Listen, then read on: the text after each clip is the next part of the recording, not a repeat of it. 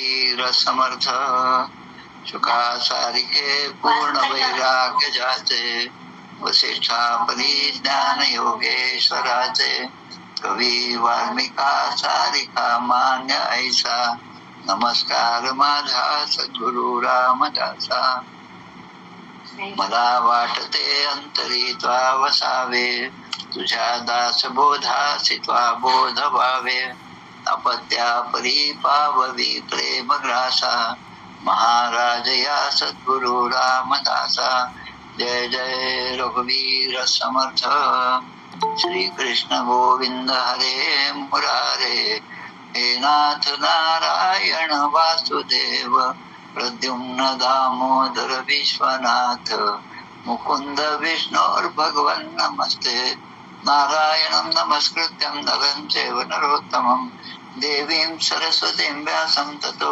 जयमुदीरयेत् गोपाल कृष्ण भगवान की जय जय जय रघुवीर समर्थ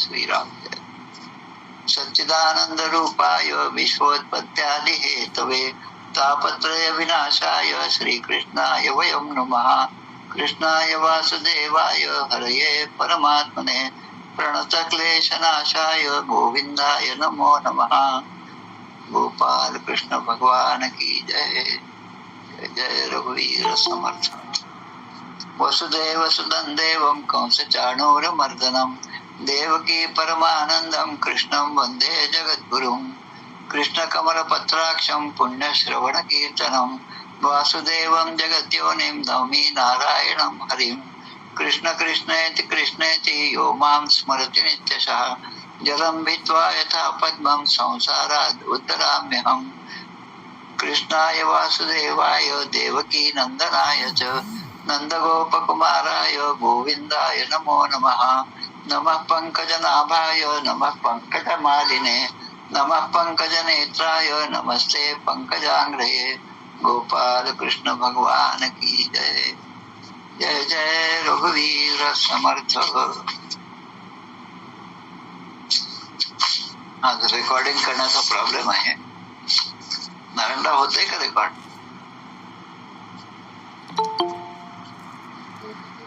श्री भगवान वाच ज्ञानं परमगुह्यं मे यद्विज्ञान समन्वितं सरहस्यं तदङ्गं च ग्रहाणगदितं मया यावानहं यथा भावो यद्रूप गुणकर्मकः तथैव तत्त्वविज्ञानमस्तु ते मदनुग्रहात् अहमेवासमेवाग्रे नान्यं तत्सदसत्परं पश्चादहं यदेतच्च यो वशिष्येत सोऽस्म्यहं हृदयं यत् प्रतीयेत् न प्रतीयेत् चात्मनि तद्विद्यादात्मनो मायां यथा भासो यथा तमः यथा महान्ति भूतानि भूतेषु चावचेष्वनु प्रविष्टान्यप्रविष्टानि तथा तेषु न तेष्वहम् एतावदेव जिज्ञासं तत्त्वजिज्ञासनात्मना अन्वयव्यतिरेकाभ्यां यत् स्यात् सर्वत्र सर्वदा एतन्मतं समातिष्ठ परमेण समाधिना भवान् कल्पविकल्पेषु न विमुह्यति कदाचित् गोपाल कृष्ण भगवान की जय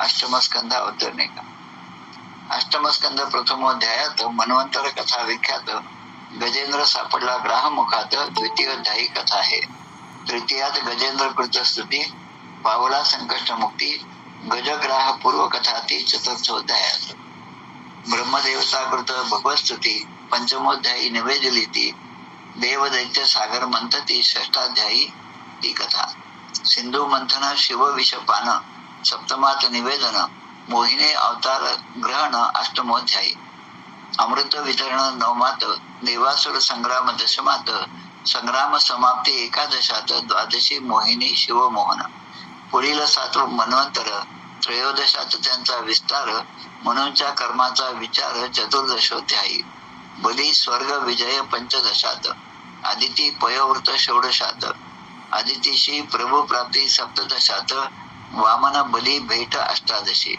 त्रिपाद भूमिदान कथा एकोदिवशी विख्याता द्विपादे जिंकी विश्वसत्ता 22व्यात वामन बली बंधन 21 बली मुक्तता 22 बलीशी सुतर प्राप्ती 23 24 मत्स्यावतार कथा। गोपाल कृष्ण भगवान की जय। जय जय रघुवीर समर्थ। श्रीराम जय राम। आज चैत्र वद्य द्वितीया शके 1946 म्हणजे सज्जनगडावर जे आता होऊन गेले ते परमपूज्य परिव्राजकाचार्य भगवान श्रीधर स्वामी महाराज यांची आज 51वी पुण्यतिथी आहे. मागच्या वर्षी 50व्या पुण्यतिथी निमित्त पूर्ण वर्षभर दर महिन्यातील वद्य द्वितीयेला श्रीधर स्वामींच्या चरित्रावरची प्रवचन झाली होती आणि ती सगळी युट्यूबवर आहेत. ती मी आपल्या समूहात पाठवलेली आहेत. यथावकाश आपण सर्वांनी ते ऐकावं. दिव्य असं ते चरित्र आहे. स्वतः समर्थाने त्यांना भगवान नामे संबोधून असे म्हटलेले आहे. भगवान नामाने समर्थाने त्यांना ती पदवी दिलेली आहे आणि म्हणून त्यांच्या नावासमोर आपण नेहमी भगवान श्रीधर स्वामी असं. प्रत्यक्ष दत्ताचा अवतार, दत्त प्रसन्न झालेले, दत्ताची भक्ती करणारे आणि पुढे समर्थाच्या अनुग्रह सुद्धा फार एक विलक्षण पद्धतीने त्यांना झालेला आहे. अगदी 7व्या-8व्या वर्षापासून किंवा 7वी-8वी मध्ये असताना पासून त्यांना समर्थांच्या दर्शनाची ओढ होती. समर्थांची एक प्रतिमा समोर ठेवून त्यांनी अनुग्रह घेतला आणि समर्थांच्या सांगण्याप्रमाणे सज्जनगडावरून निघून ते वरदहळ्ळीला जाऊन राहिले. अनेक वर्ष त्या ठिकाणी त्यांनी समर्थ संप्रदायाचा प्रचार केला. भारतभर भ्रमण केलं. जसं वासुदेवानंद सरस्वती स्वामी महाराजांचं चरित्र आहे त्याचप्रमाणे दिव्य अद्भुत असं चरित्र श्रीधर स्वामींचं आहे. त्यांच्या चरणी साष्टांग दंडवत करून आपण याच्या प्रवचनाला सुरुवात करूया. अष्टम स्कंदामधील 19वा अध्याय आहे. भगवान वामनांचे बलीकडून 3 पावले जमीन मागणे, बलीचे वचन देणे आणि शुक्राचार्याने त्यांना अडविणे.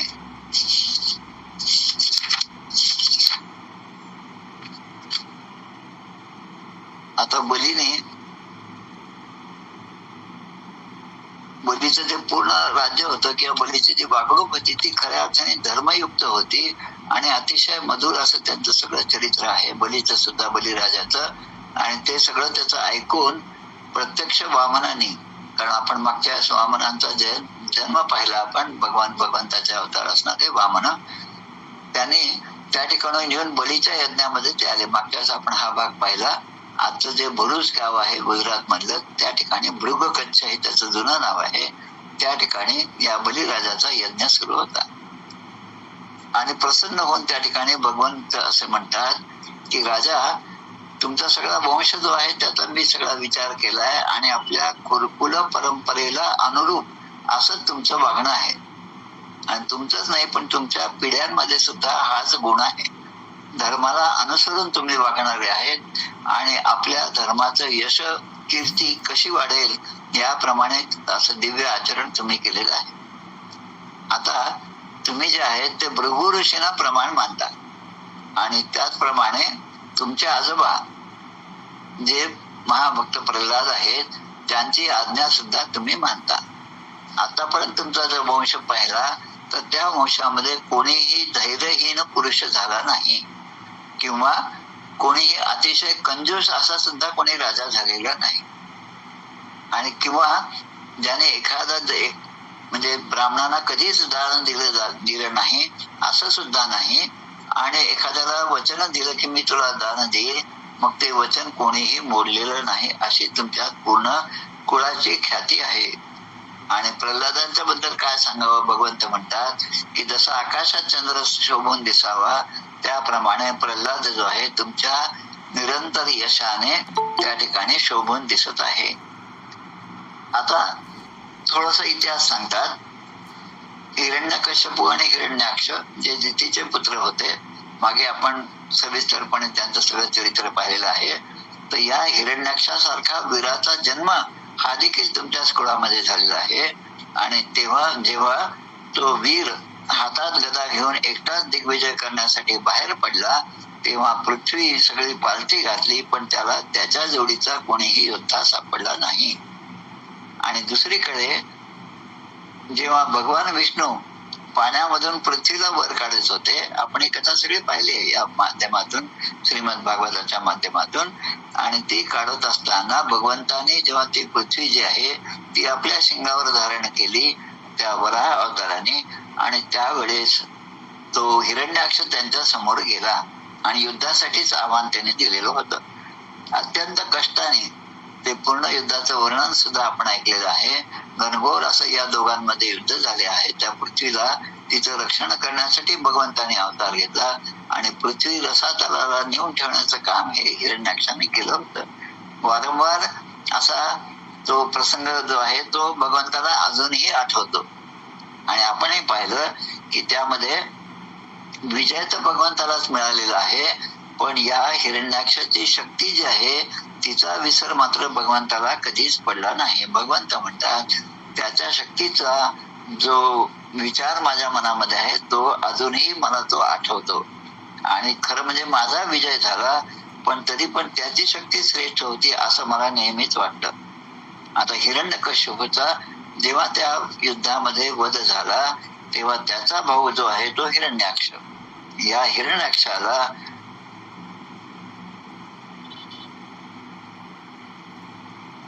माफ करा, हिरण्यकश्यपूला जेव्हा त्याच्या भावाचा म्हणजे हिरण्याक्षाचा वध झाल्याचं समजलं तेव्हा तो आपल्या भावाचा वध करणाऱ्या भगवंताशी युद्ध करण्यासाठी म्हणून सगळीकडे तो त्यांना शोधत होता.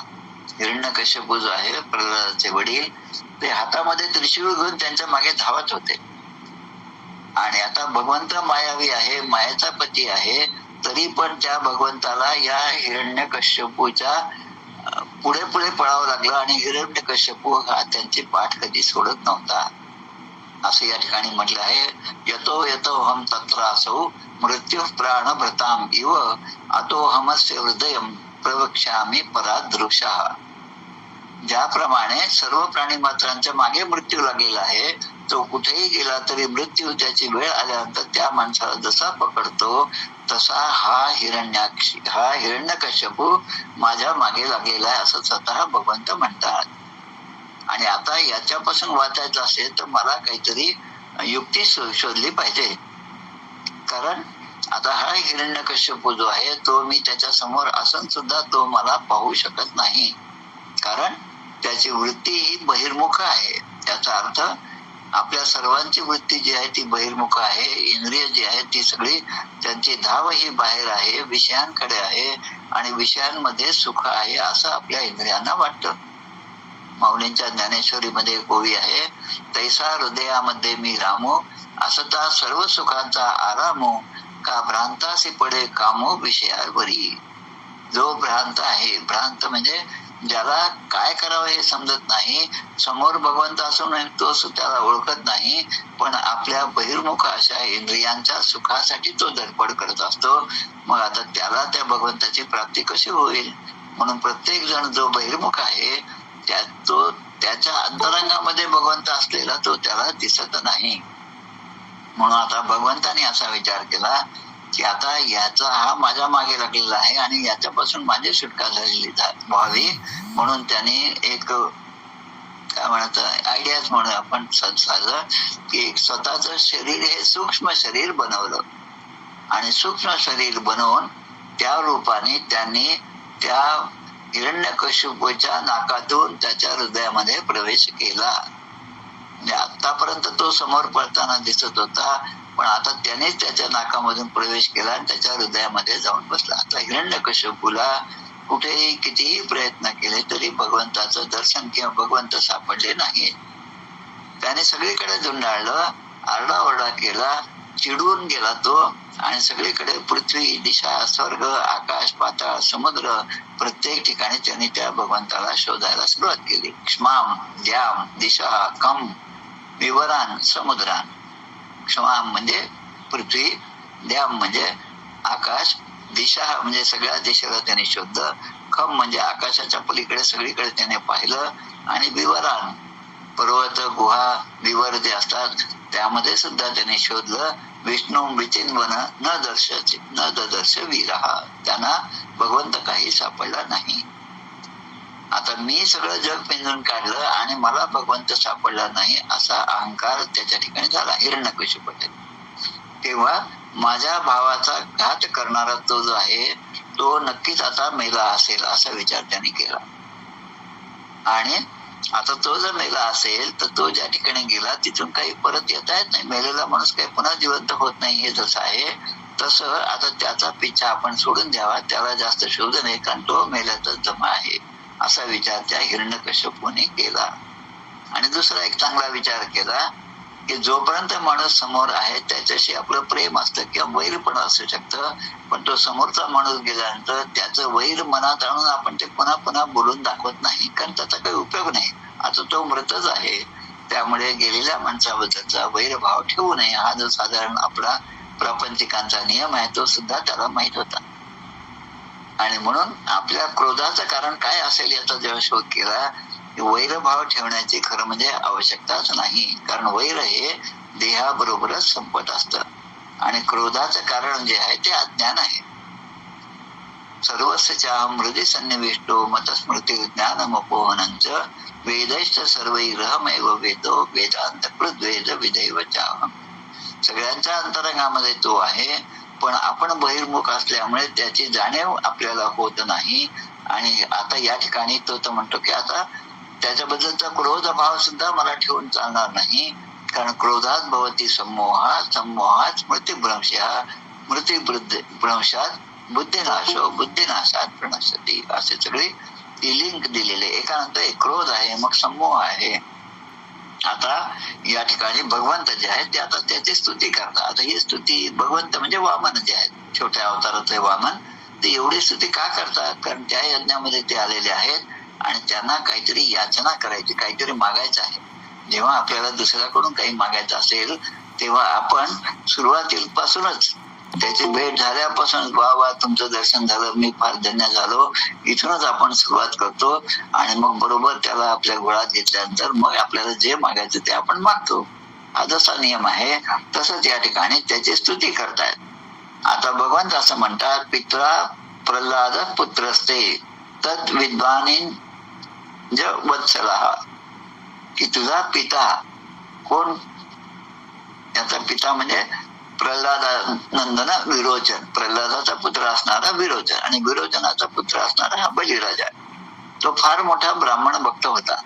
इतकाच काय, पण शत्रूने जरी काही मागितलं तरी तो त्यांना देऊन टाकायचा, कारण तो मागणारा जर ब्राह्मण असेल तर त्याची याचना जी आहे ती पूर्ण करण्यासाठी हा स्वतःजवळ असलेल्या सगळ्या गोष्टी देत होता. मागचाच एक असा प्रकार आहे.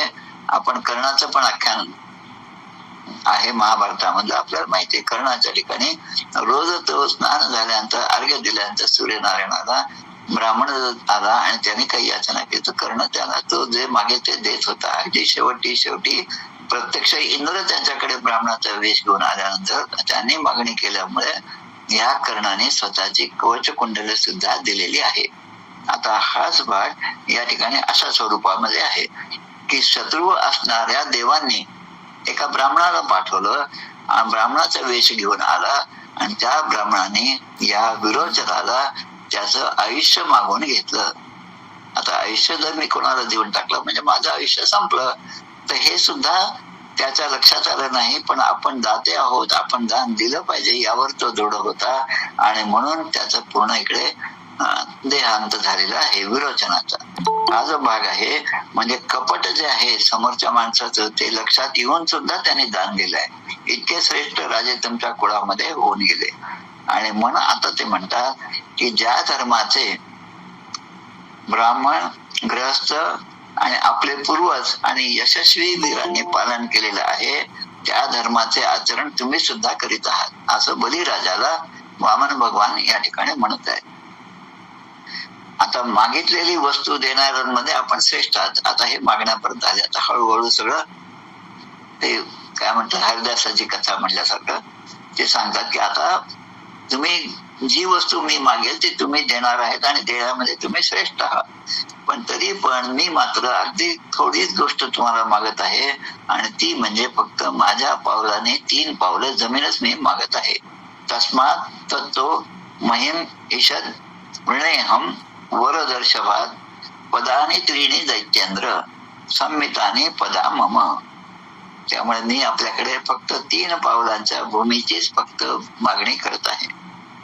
आपण जगाचे मोठे स्वामी आहात, एवढं ऐश्वर तुमच्याकडे आहे, तरी पण त्यातून मला काहीही नको.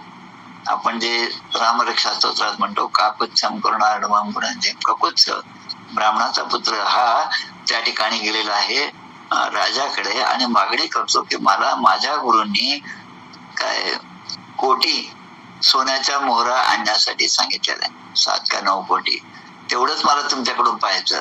आणि त्या ठिकाणी हे जेव्हा त्या कुबेराला समजलं, तेव्हा कुबेराने त्या ठिकाणी अक्षरशः पावसाचा जसा वर्षाव असतो तसं सोन्यांच्या मोहराचा वर्षाव केला. आणि तो ब्राह्मण पुत्र म्हणतो की मला माझ्या गुरुने जेवढं सांगितलं तेवढ्यावरच माझा अधिकार आहे आणि मी इतर सोनं काही नेणार नाही. तसंच या ठिकाणी ते म्हणतात, मला फक्त 3 पावलं जमीन पाहिजे, याशिवाय आपल्याकडनं असणारी जी काही समृद्धी आहे, जे काही धन आहे, त्यात मला एकही भाग नको. आणि मग त्या ठिकाणी म्हणतात की विद्वान पुरुषाने आपल्याला जेवढं आवश्यक असेल तेवढंच दान घेतलं पाहिजे, त्यापेक्षा जास्त घेतलं तर पाप लागेल. भिक्षा निरूपण समासामध्ये समर्थ सुद्धा आपल्याला सांगतात की भिक्षा मागत असताना कोणते नियम पाळले पाहिजे. ते म्हणतात की बहुत आणीचा घ्यावे मुष्टी एक. समोरच्याने खूप भरभरून पोतभर जरी आणलं तरी आपल्या उदरनिर्वाहासाठी ते पोतभर धान्य ठेवून न घेता आपल्या झोळीत जे काय 1 मूठ 2 मूठ असेल तेवढंच त्या ब्राह्मणाने याचना केली पाहिजे. तसं या ठिकाणी बली जे आहे त्याकडे भगवंत त्याची स्तुती करत 3 पावलांची जमीन मागत आहे. आता बलिराजा जो आहे तो हे सगळं पाहून त्याला आश्चर्यही वाटतं आणि हा छोट्या वयातला हा मुलगा आपल्याकडे आलेला आहे, ब्राह्मण आहे, तेजस्वी आहे.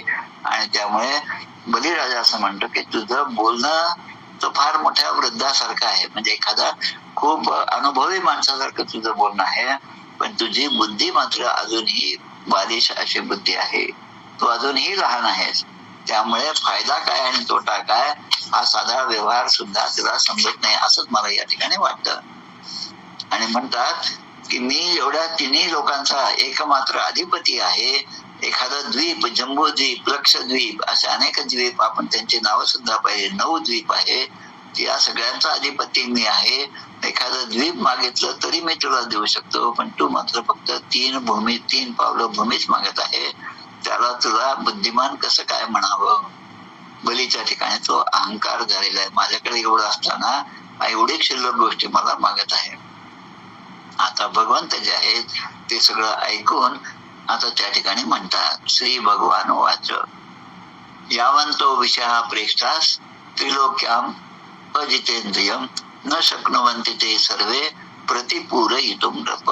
राजन, मनुष्य जर इंद्रियांना काबूत ठेवत शकत नसेल, म्हणजे आपली इंद्रिय जर त्यामध्ये आपल्याला इंद्रियावर ताबा ठेवता येत नसेल, तर संसारातल्या कुठल्याही गोष्टी किंवा सगळ्याही गोष्टी जरी आपल्याला दिल्या तरी आपली कामना पूर्ण होत नाही. 1000 रुपये मिळाले तर 10,000 रुपये मिळायला पाहिजे, 10,000 मिळाले तर 1,00,000 मिळायला पाहिजे, 1,00,000 मिळाले तर 10 लाखामध्ये जास्त सुख आहे. ही जी विषयाची वासना आहे ती वासना अशीच वाढत जाते. आता 3 पावले भूमी दिली तर जो संतुष्ट होत नाही त्याला एवढं 9 साम्राज्य, एवढं लक्ष, द्वीप, शाल्मली हे सगळे जरी दिले तरी त्याला काही समाधान होऊ शकणार नाही. पण तुझ्या या कुळामध्ये पृथू झाले, गय राजा झाले इत्यादी 7ही द्वीपांचे अधिपती होते आणि एवढं धन असून सुद्धा त्यांच्या मनातला लोभ काही संपला नाही. समर्थ आपल्याला सांगतात, लोभे मृत्यू भ्रमराते ऐसा जो प्रपंचे गुंते तो एक मूर्ख हस्त बांधिजे उर्ण तंते. म्हणजे आपल्यामध्ये सगळी शक्ती असून सुद्धा एखादा उर्ण म्हणजे ते कोळ्याचं जे जाळं असतं ते काही फार शक्तिमान नसतं, पण त्या हत्तीला असं वाटतं की या जाळ्यामध्ये मी अडकलो आहे आणि स्वतःच्या पुरुषत्वाचा विसर त्याला पडतो आणि तो स्वतःला बद्ध असं समजतो. लोभे मृत्यू भ्रमराते असा प्रपंचामध्ये जो बांधला गेलेला आहे तो मूर्ख आहे. आणि अशा मूर्खाचं अवलोकनही कोणाचं आपल्याला समर्थ सांगतात. म्हणजे इंद्रियांना जो ताब्यात ठेवू शकत नाही त्याला त्रैलोक्याचं राज्य मिळालं तरी सुद्धा त्याला समाधान मिळणार नाही. आणि वर देणाऱ्या श्रेष्ठ असणाऱ्या आपल्याकडे मी फक्त 3 पावले भूमीच मागत आहे, तेवढ्यानेच माझे काम भागेल, असं भगवंत त्या बलिराजाला सांगतात. आता बलिराजाला वाटतं की ठीक आहे बा, आता ह्याला जेवढं पाहिजे तेवढंच आपण देऊया, याची मागणीच तेवढी आहे, हा जास्त विचारही करू शकत नाही. आणि म्हणून त्यांनी झारीमध्ये पाणी घेतलं आणि आता संकल्प सोडायला सुरुवात केली.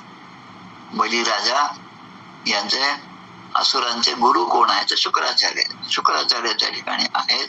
तर ज्ञानी अशा शुक्राचार्यांना या गोष्टी समजल्या आणि भगवंताची ही लीला आहे आणि ते या ठिकाणी 3 पावलं जमीन मागण्यासाठी आलेले आहेत हे समजलं. आणि ते बलिराजाला म्हणतात, शुक्राचार्य म्हणतात, येश वैरोचने साक्षात भगवान विष्णुर अव्यय, कश्यप आदिती ते जातो देवानाम कार्य साधक. शुक्राचार्याने ओळखलं की हा ब्राह्मण पुत्र एवढा लहान दिसतो आहे, 5-7 वर्षाचं वय आहे, हातामध्ये दंड आहे, छत्री आहे, कमंडलू आहे आणि दिव्य तेज आहे, तर तो एवढं फक्त 3 पावलं जमीन मागण्यासाठी या ठिकाणी आलेला आहे असं नसून हा प्रत्यक्ष भगवान विष्णूच आहे. अवतार धारण केला या ब्राह्मणाचा आणि त्या देवतांचं काम साधण्यासाठी याने अवतार कश्यप आणि अदिती यांच्यापासून घेतलेला आहे, हे शुक्राचार्य या बलिराजाला सांगतात. आता हा 3 पावलामध्ये संपूर्ण पृथ्वी, सगळे 3 लोक हे सगळं व्यापून टाकेल. आणि मूर्खा आपल्या त्या शिष्याला बलिराजाला म्हणतात की सगळा विष्णूंना सगळं जर तू दिला तर तुझा निर्वाह कसा चालेल. आणि एका पावलाने हा पृथ्वी व्यापून टाकेल, दुसऱ्या पावलाने स्वर्ग व्यापून टाकेल आणि मग हा तुला विचारेल की आता 3रं पाऊल कुठे ठेवू. म्हणजे पुढचं जे भविष्य आहे ते शुक्राचार्यांना दिसत आहे आणि आता त्यांनी हे दान देऊ नये यासाठी त्यांचा प्रयत्न आहे. म्हणून या ठिकाणी एक श्लोक पण सांगितलेला आहे, न तद्दानम प्रशंसन्ति येन वृत्तीर विपद्यते. जे दान दिल्यावर आपला उदरनिर्वाह करण्यासाठी जर काही अडचण येत असेल तर ते दान शहाण्या माणसाने देऊ नये. आणि मी दान देतो असं म्हणल्यानंतर ते देत असताना आपलं धन जे आहे ते कमी होतं, त्या धनापासून आपण वंचित होतो हे सुद्धा लक्षात ठेवलं पाहिजे. म्हणून जो मनुष्य आपले धन धर्मासाठी, यशासाठी, धनाची वाढ करण्यासाठी, उपभोग घेण्यासाठी आणि स्वजनांसाठी म्हणजे अशा 5 कारणांसाठी जो उपभोग घेतो तोच या लोकांमध्ये खऱ्या अर्थाने सुखी होतो. आता श्रुती काय म्हणते ते सांगतात या ठिकाणी, सत्यमो मिती यत् प्रोक्तम ये नेत्याहा नृतम हितत्. श्रुती म्हणते की जे सत्य आहे त्याला हो म्हणा आणि जे असत्य आहे त्याला नकार द्या, असं साधं त्या ठिकाणी सांगितलं. आता अजून एक गोष्ट छान सांगितली या ठिकाणी, सत्यम पुष्प फलम विद्यात आत्मवृक्षस्य गीयते वृक्षे जीवति तन्नम स्यादन नृतम मूलम आत्मनः. म्हणजे एखादा वृक्ष आहे, सत्य आहे, त्याचं फूल आहे, त्याचं फळ आहे सत्य, परंतु जर वृक्षच राहिला नाही तर त्याचं फूल आणि फळ कसं राहणार. तसे या ठिकाणी आपण जीव हा देह धारण केलेला आहे, हा देह आहे म्हणून आपण देह परलोकाची तारू म्हणजे परलोकापर्यंत आपल्याला जाण्यासाठी या देहाचा उपयोग होणार नाही. आणि देहाकरिता होय जे धन्य आणि व्यर्थ या दोन्ही गोष्टी देहानेच होणार आहे. आता व्यर्थ होणं म्हणजे बहिर्मुख होणं आणि धन्य होणं म्हणजे अंतर्मुख होऊन भगवंताचा साक्षात्कार करून घेणं. आणि मग या ठिकाणी सांगितले, जसं एखादं मूळ झाडाचं तेच जर राहिलं नाही, मुळावरच घाव बसला तर वरचे जे सगळे फांद्या आहेत, पानं आहेत, फुलं आहेत ते काही दिवसामध्ये वाळून जाणार, सुकून जाणार आणि तो वृक्ष खाली पडतो. तसंच असत्याशिवाय देह तात्काळ नष्ट होईल यात शंका नाही. असत्याशिवाय म्हणजे शरीर हे काय सत्य आहे का असत्य आहे. शरीर हे असत्य आहे, ते काही सत्य नाही, ते काही टिकणार नाही, पण त्याचा उपयोग परमार्थाच्या प्राप्तीसाठी मला करता येतो हा विचार महत्वाचा आहे या ठिकाणी. म्हणून जो म्हणतो हो मी देईन असं म्हणलं की लगेच त्याला त्या धनापासून वंचित राहावं लागतं. उच्चार अपूर्ण म्हणजे धनापासून वंचित राहणारा होय. आणि हो मी देईन असं जो म्हणतो त्याचं धन मात्र संपून जातो. मग मी देणार नाही असं म्हणलं तर त्या ठिकाणी उपयुक्त संयुक्तिक ठरतं, कारण मी देणार नाही असं म्हणल्यामुळे आपलं धन जे आहे ते सुरक्षित राहत. म्हणजे दोन्ही गोष्टी त्यांनी या ठिकाणी समोर ठेवलेल्या आहेत. मग आता आपण सत्याकडून बोलावं का असत्याकडून बोलावं हे सुद्धा त्या परिस्थितीवर अवलंबून असतं. या ठिकाणी 5-6 गोष्टी सांगितल्या. स्त्रीषु नर्म विवाहेच वृत्त्यर्थे प्राण संकटे गो ब्राह्मणार्थे हिंसायां नानृतम स्यात् जुगुप्सितम. स्त्रियांना वश करण्यासाठी हास्य विनोदामध्ये एखादी गोष्ट आपण कबूल केली किंवा नाकारली, किंवा एखाद्याचा विवाह आहे, तर विवाह जुळलेला आहे, त्या मुलाचं या मुलीची लग्न होणार आहे हे माहित आहे आणि आता सगळं ठरलेलं आहे, मग त्या ठिकाणी जाऊन सत्यच मी बोलेल असा आग्रह ठेवू नये असं सांगितलेलं आहे. आपल्या जीवाचे रक्षण करण्यासाठी एखादा मागून कसाई आहे, हातामध्ये तलवार आहे, गायीचा तो वध करण्यासाठी धावत आहे, त्याने आपल्याला जर विचारलं की गाय इकडे गेली का, या बाजूने गेली का, आणि आपल्याला जर ते सत्य माहित असेल गाय तिकडेच गेली, तर अशा ठिकाणी ती गाय तिकडे गेली नाही असं नकारी असं म्हणणं हे सुद्धा पुण्याचं लक्षण आहे. गाय आणि ब्राह्मणांच्या हितासाठी आपलं ते नाही असं आपण म्हणतो त्यावेळेस. तसेच एखाद्याला मृत्यूपासून वाचवण्यासाठी सुद्धा आपण असत्य भाषण जर केलं तर ते निंदनीय नाही. अशा प्रकारे या अध्यायामध्ये बलिराजाच्या दरबारामध्ये त्याच्या यज्ञामध्ये भगवंत वामन अवतार घेऊन त्या ठिकाणी गेलेले आहेत आणि त्याने 3 पावलांची भूमी मागितली, पण शुक्राचार्य हे त्या बलीला त्या वामनांना ओळखतात आणि त्यामुळे ते दान देण्यासाठी त्याला परावृत्त करण्याचा प्रयत्न करतात.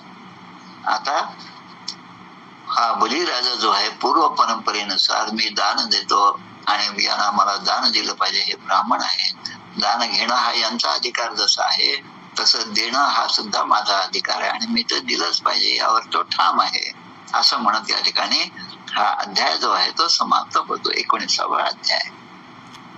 इथे श्रीमद भागवते महापुराणे पारमहंस्यां संहितायां अष्टमस्कंधे वामनानुचरित्रे 19ोऽध्यायः.